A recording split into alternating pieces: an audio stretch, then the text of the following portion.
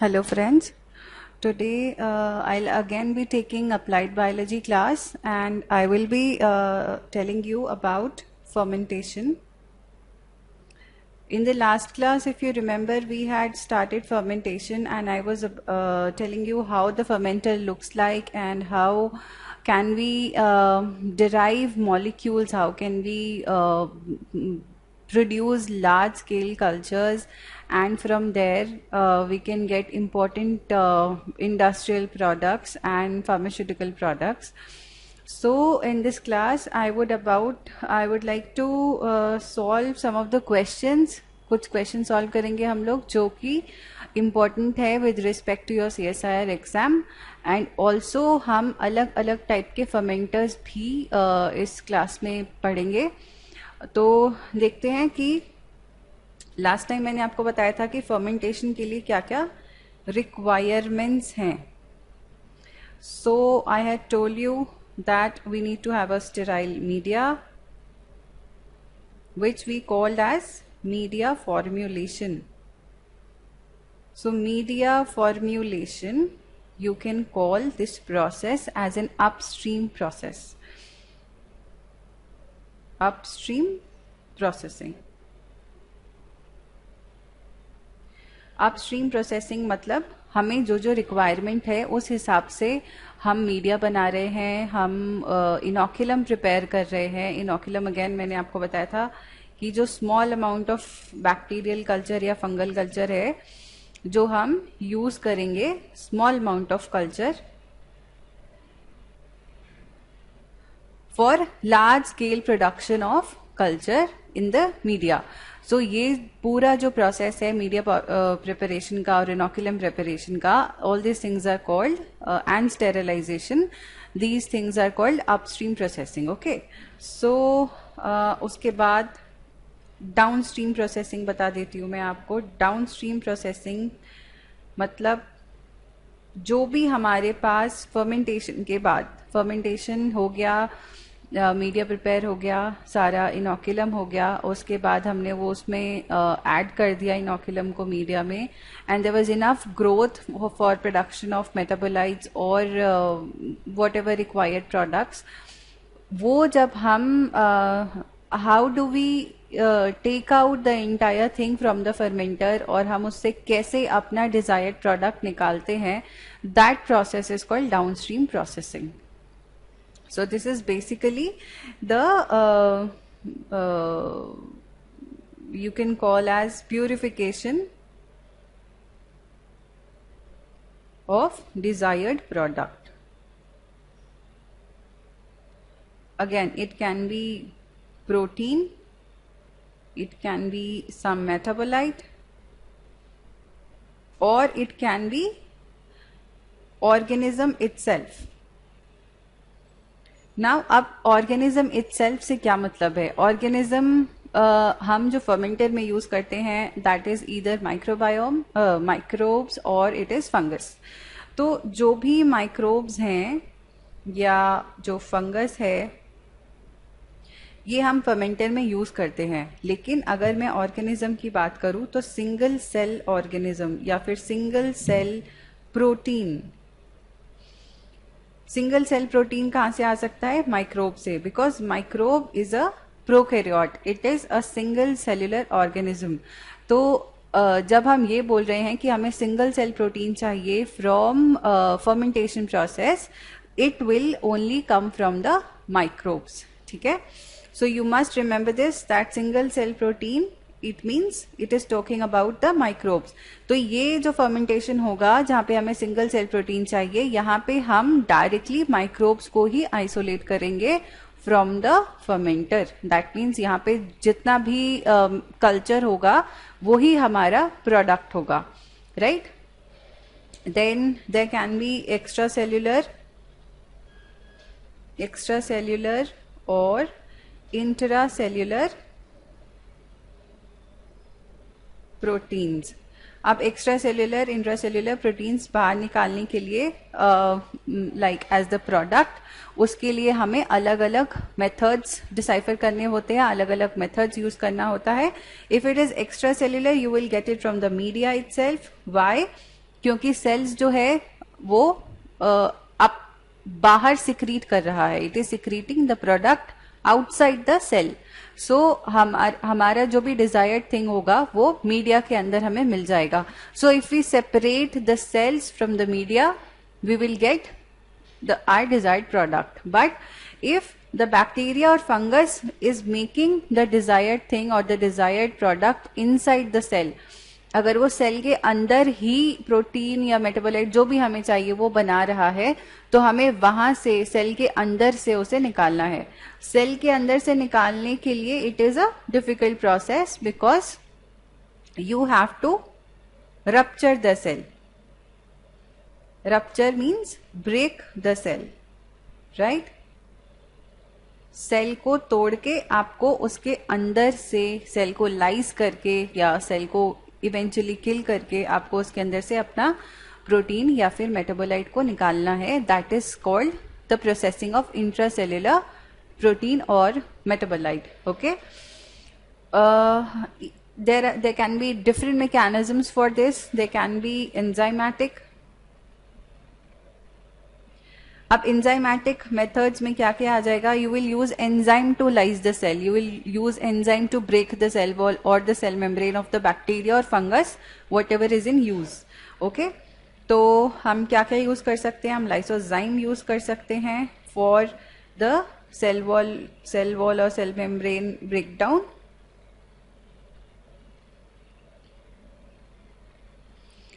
Then in case of microbes, so in the case of fungus का आपको पता है it has chitinous layer on its surface. अब ये chitin break करने के लिए we have to use extra enzymes which are called yattalase. Please remember all these enzymes because these are very important. ये आपको एग्जाम में ऐसे का ऐसे ही पूछ सकते हैं. It can be yattalase, it can be chitinase. So depending on yeast or any fungus that you are using, you will be using these enzymes for the enzymatic breakdown of the cell. Then comes mechanical method. अगर हम mechanical method use कर रहे हैं तो उसमें हम कैसे rupture करेंगे? हम उसको मोटर पेसल से कर सकते हैं. Just it is for grinding. जैसे आप लोग के घर में भी रहता होगा, जब हम मसाला वगैरह पीसते हैं उसको हम मोटर पेसल कहते हैं. तो we can use mortar pestle for grinding of the cells. जो भी हमारा फंगस है उसको हम रखेंगे. और and how do we grind it? We can not grind the cells likewise. ऐसे का ऐसे उठा के हम उसे ग्राइंड नहीं कर सकते because it will be wait.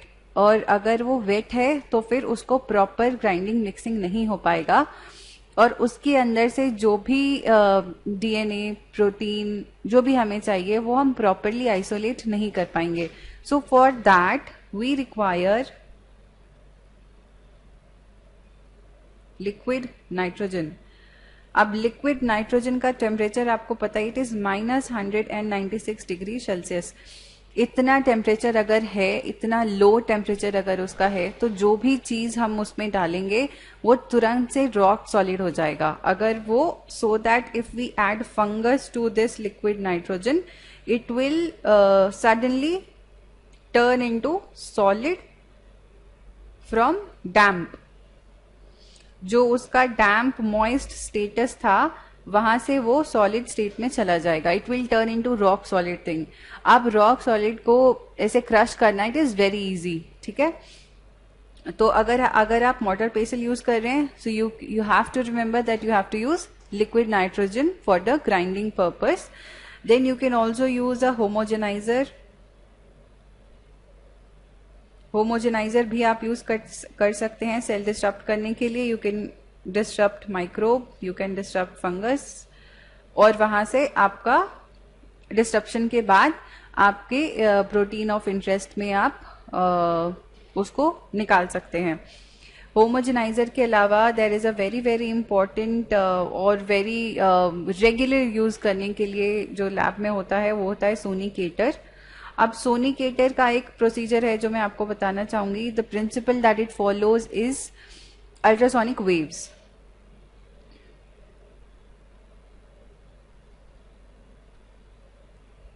So ultrasonic waves अगर हम किसी चीज़ को प्रोवाइड कर रहे हैं तो वो बहुत ही ज़्यादा एनर्जी वाला होता है and it can easily break the cell down. तो what is done is at a particular amplitude, of course जब हम साउंड की बात करें तो हम एम्पलीट्यूड की बात ज़रूर करेंगे. तो जो भी हम अल्ट्रासोनिक वेव्स दे रहे हैं वो एक पर्टिकुलर एम्पलीट्यूड का होना चाहिए, around 30 to 40%, depending on your cell type. आपका सेल जितना भी स्ट्रॉन्ग है या फिर उसका जो प्रोटीन है वो कितना ज़्यादा स्टेबल है या फ्रिजाइल है, उसके अकॉर्डिंग आप एम्पलीट्यूड कम या ज़्यादा करेंगे और अपने सेल को ब्रेक करने का ट्राई करेंगे, right? So according to this amplitude, we provide ultrasonic waves to the cells and we keep it under cold condition. हम cold condition में क्यों रखेंगे? Because most of the जो प्रोटीन है वो हाई टेम्परेचर पे अनस्टेबल हो जाता है, डिग्रेड कर जाता है, and we don't want the protein to be degraded, we want it to be active and functional. So that is why we will grind the culture. हम कल्चर को जब भी सोनिकेट करेंगे तो उसको हम आइस कोल्ड सिचुएशन में रखेंगे और वहां पे हम उसे अल्ट्रासोनिक वेव्स प्रोवाइड करेंगे, because ultrasonic waves will create heat and that heat will break the cell. Okay, so in order to keep the cell in the stable state, the protein in the stable state, we will keep it in ice. So these are the methods with which you can lyse the cell and you can get the protein of interest if your protein is intracellularly made. Okay, इसके बाद मैं आपको बता देती हूँ कि हम last time जो पढ़ रहे थे वो देख रहे थे कि हमारा फर्मेंटर कैसा होना चाहिए. So I had given you a background कि फर्मेंटर में क्या क्या चीज़ें इम्पोर्टेंट है और उसके नॉर्मल इंग्रेडिएंट्स क्या है, मतलब what are the things that should be there inside the fermenter. So अब मैं आपको बताऊंगी कि फर्मेंटर में हम कौन कौन से अलग अलग टाइप्स के फर्मेंटर जो है वो यूज़ कर सकते हैं. First is, if I am talking about the kind of medium that I'll be using, उसके हिसाब से मैं आपको बताऊंगी. It can be solid state fermentation, जिसमें मेरा जो substrate होगा, solid state means just substrate will be solid and इसमें हम कोई भी अपना माइक्रोब यूज कर सकते हैं for fermentation. Then there can be liquid state fermentation. Liquid state fermentation में we will use media in which I will add bacteria और जो भी मेरा culture है, and यहाँ जो substrate होगा, substrate will be liquid. Okay. Then there can be semi-solid fermentation. उसमें it is mix of liquid and solid state, and this will be your substrate, and you can add your microbe of interest according to the given requirement. Okay, so इस तरीके से हमें जो भी fermentation चाहिए, जो भी प्रोडक्ट चाहिए, उसके हिसाब से हम फर्मेंटर चूज करेंगे. तो अब मैं आपको बता देती हूँ कि फर्मेंटर किस किस टाइप का हो सकता है. तो सबसे जो सिंपल फर्मेंटर है which we use for alcohol production is stirred tank fermenter. अब आपको नाम से ही समझ में आ रहा होगा कि इसमें कुछ स्टर हो रहा है, राइट? तो इसमें हमारा जो भी सबस्ट्रेट है, it is under constant stirring. So the design will be very very simple. This is very very simple fermenter where of course there is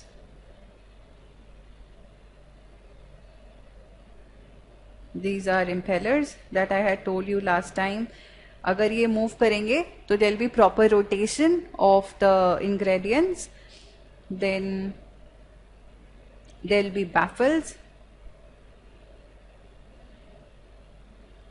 Baffles are also for proper mixing of the substances, and then there can be sparger.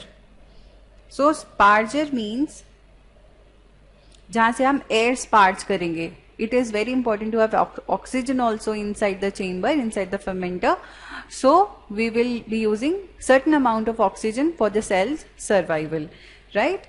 And जितना भी हमारा air inlet है, that will go through the sparger. So this is a very, very simple fermenter design, and it is used for alcohol production. And the microbe that we use here is yeast, which is called Saccharomyces cerevisiae. Okay, you have to remember this, that for alcohol production we use Saccharomyces, which is a very normal type of fungus which is called yeast. और ये जो है brewing के लिए भी use होता है, ये फूड इंडस्ट्री में भी यूज होता है, लाइक आपका केक बनाना है या मफिन्स बनाना है, सो इन या चीज प्रोडक्शन है, अल्कोहल प्रोडक्शन है, इन चीजों में हम ईस्ट यूज करते हैं. तो आप ये याद रखना, because you can get questions just like that from this part of applied biology.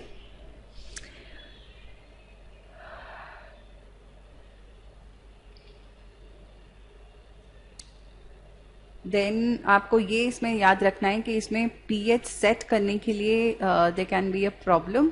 So it has to be a preset media, it has to be a preset pH, preset pH fermenter.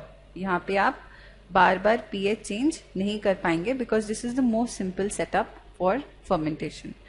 Then so आपको stir tank fermenter clear हो गया. इसमें अब आपको बताएंगे हम दूसरा, which is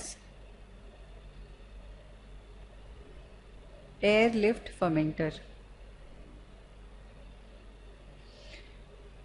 air lift से आपको क्या समझ में आ रहा है? एयर लिफ्ट का मतलब है कि ये मैकेनिकली काम नहीं कर रहा है. ये अगर काम करेगा तो it will be through air. Air will push the media और the substrate upwards and it will cause the mixing. Air से वो ऊपर जाएगा और फिर वो it will come back and the cycle will go on, and that's how the mixing will continue, right. तो इसमें हमारे पास बहुत ज़्यादा मैकेनिकल डिमांड नहीं है. इसमें हमें बहुत ज़्यादा इम्पेलर, बैफल, स्पार्ज की ज़रूरत नहीं है. But what we will need more here is air circulation. तो हमें सिर्फ इसमें एयर सर्कुलेशन के लिए चेक करना है कि हम उसमें क्या अटैच कर सकते हैं, सो दैट एक प्रॉपर सर्कुलेशन हो पाए. तो इसका डिजाइन मैं आपको बता देती हूँ कि how the design will look like.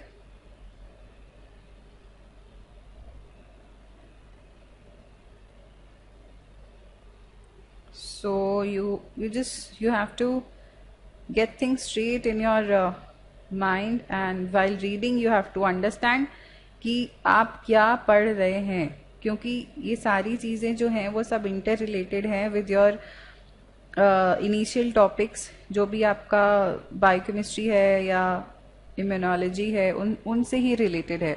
तो आप वो जब पढ़ रहे हैं तो उसको इसके साथ अटैच करके पढ़िए, इसके साथ मैच करके पढ़िए, सो दैट आपको समझ में आए कि हो क्या रहा है, क्योंकि क्वेश्चंस भी ऐसे ही मिक्स होके आएंगे.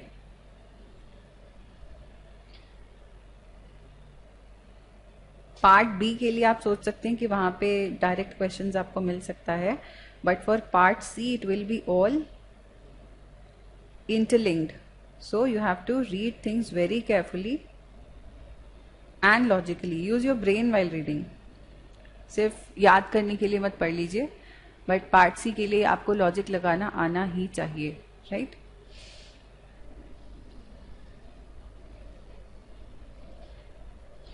So this is the gas flow outlet. Then here आप यहाँ पे देखेंगे तो क्या हो रहा है, ये नीचे आ रहा है और फिर ये अंदर जा रहा है. So it is a mixing of things through this procedure. Okay, हम यहाँ एयर पास कर रहे हैं और वहीं से ये चीज़ें ऊपर और नीचे ट्रांसफ़र हो रही हैं. क्या ट्रांसफ़र हो रहा है? जो भी हमारा एजेंट है. और इस पे हम क्या यूज़ कर सकते हैं? It is called gas tight baffled riser. तो जब एयर की वजह से जो भी हमारा सबस्ट्रेट है वो ऊपर मूव कर रहा है, that will call it a riser. And it is coming down, we will call it as a down comer tube. ठीक है, तो राइजर और down comer, there are two things.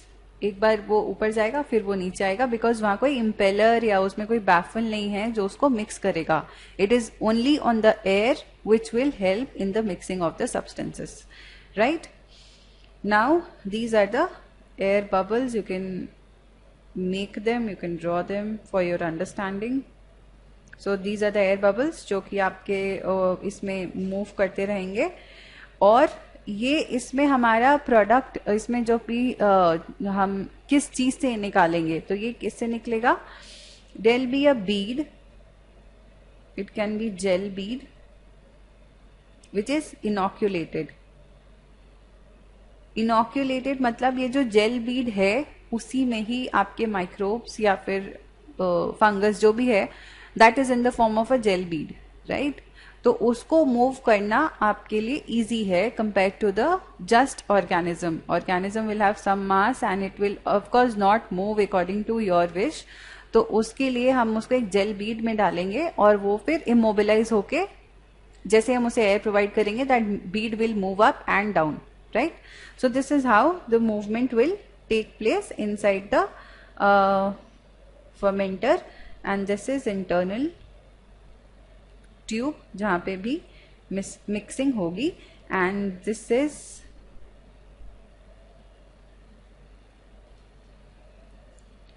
your gas flow inlet. okay, यहाँ से gas आपका अंदर जाएगा and this is your outlet. यहाँ से गैस बाहर आएगी.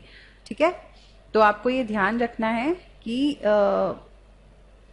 किस तरीके का हमारा प्रोडक्ट है जिसके लिए हमें एक तरीके का जो चीज है वो हम यूज करेंगे. ठीक है, स्पेशली हम ये जो एयरलिफ्ट फर्मेंटर है वो फार्मास्यूटिकल प्रोडक्ट्स के लिए यूज करते हैं. So you please take care of these things कि कौन से चीज के लिए हमें कौन से टाइप का फर्मेंटर चाहिए. It can B for pharmaceutical products. Okay, तो इसमें आपको ये ध्यान रखना है कि ये जो इंटरनल ट्यूब है उसका कॉलम साइज क्या होना चाहिए, वो कितना बड़ा होना चाहिए और कितना बड़े आपका बीड का साइज होना चाहिए, so that it gives a constant motion. वो एक कांस्टेंट मिक्सिंग के स्टेट में रहे for better production of your product. Okay, then आपको ये सेकेंड वाला भी समझ में आ गया. फिर हम बात करेंगे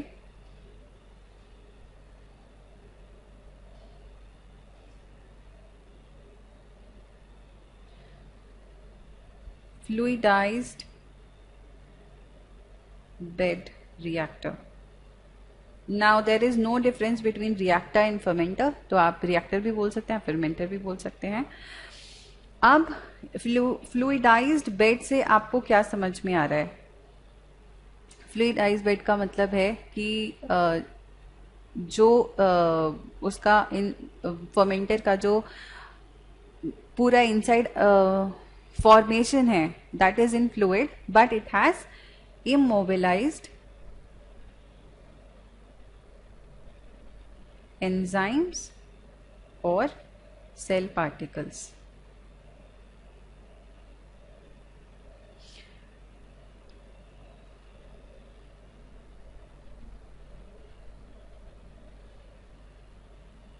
You can call it as fluid suspended particulates. आपको समझ में आ रहा है?